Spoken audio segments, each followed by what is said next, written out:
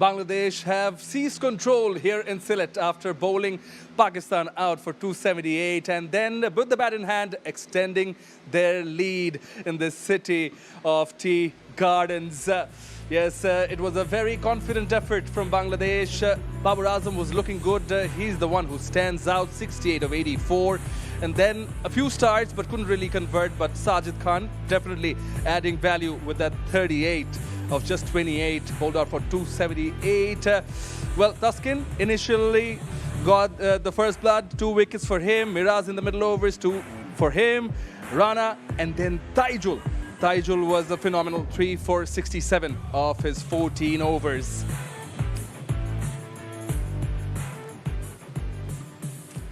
Yeah, hello and welcome everyone. This is Ace Developer Presents Trade Drive. Turn your investments into lifestyle. And I've got with me former Pakistan captain and former Bangladesh all-rounder Ramiz Raja and Athar Ali Khan.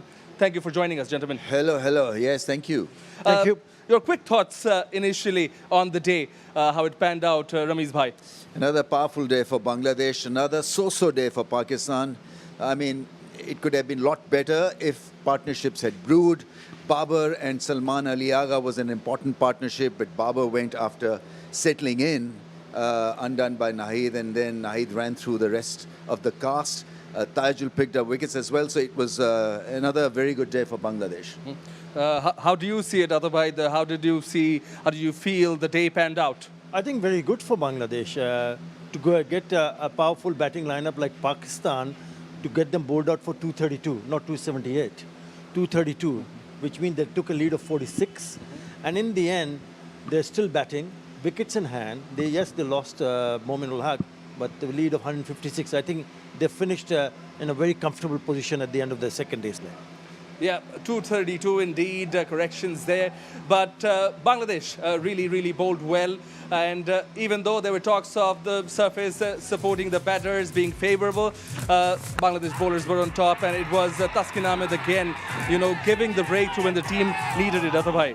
Yeah, he's been the leader of the pack. After the introduction of someone like Nahid Rana lately, all eyes on him. But don't forget that he plays a very good role, and so does Medis and Miraj, because these are the ones who took those 4 wickets early on, 2 apiece for both the bowlers. And yes, some poor shot selection from the batters, but credit to the bowler to force them to play in that fashion. And then the fast and furious does his trick, does his magic. He's been always too hot to handle. He's now dismissed 3 times Babar Azam in the 4th innings. So he's really bowling well.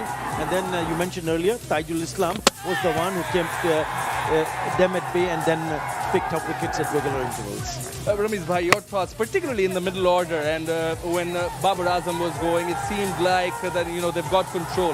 Where do you think the Pakistan batters could have done better?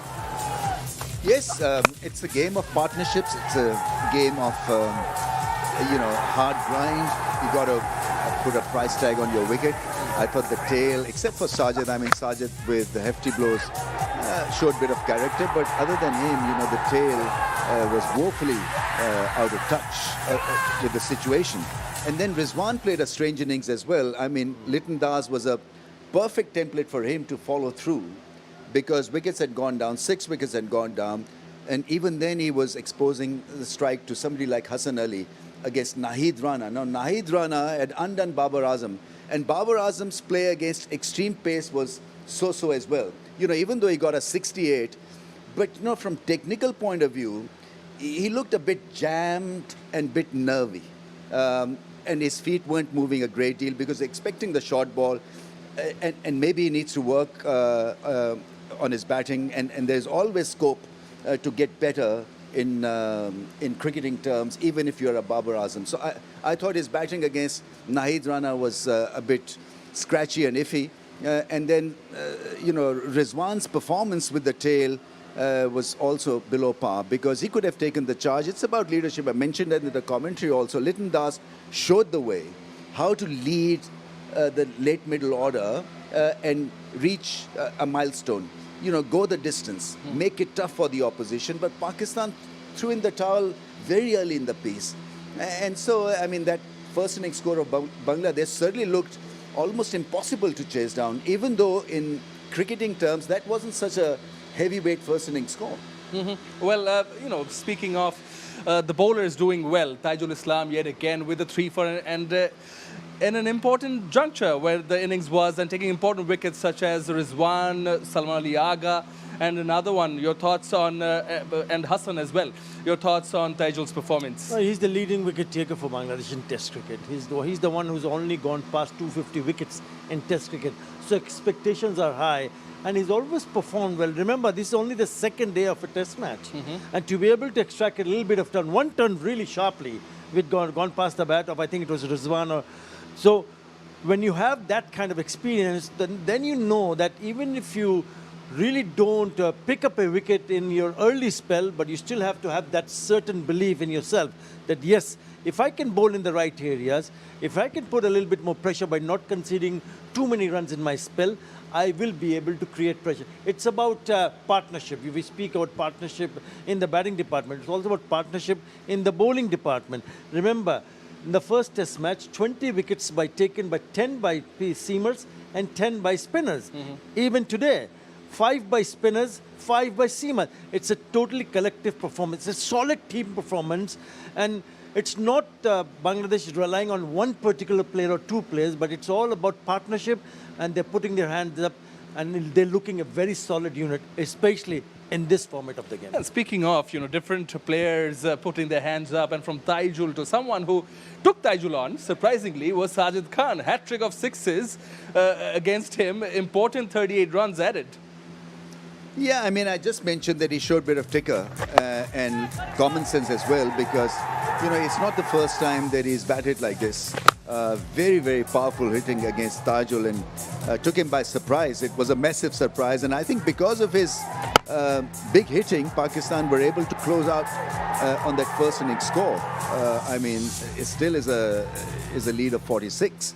But I thought there was an important message sent across to Pakistan dugout that, there's someone there to make sure that, is willing to fight. And I think at times, somebody like Sajid Khan could be a great example for the top order batsman, because you want to have a good recall moment. And so when they think of playing Taijul, they'll always remember this onslaught from Sajid Khan. So it could work positively also. I remember in one of the Australian Test matches, there was a team meeting when Tausif Ahmed, our tail-ender, batted brilliantly and bravely against Australian pace on a very, very teasing and a testing pitch at Melbourne.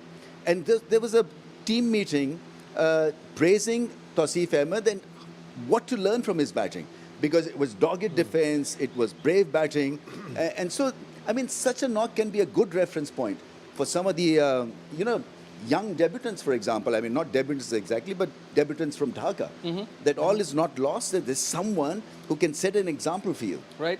Be it Azam Ways or anybody else. But, after bowling Pakistan out, it was onto the Bangladesh batters to extend the lead, and they did so. How? We'll talk more about it after the short break on Ace Developer Presents Straight Drive.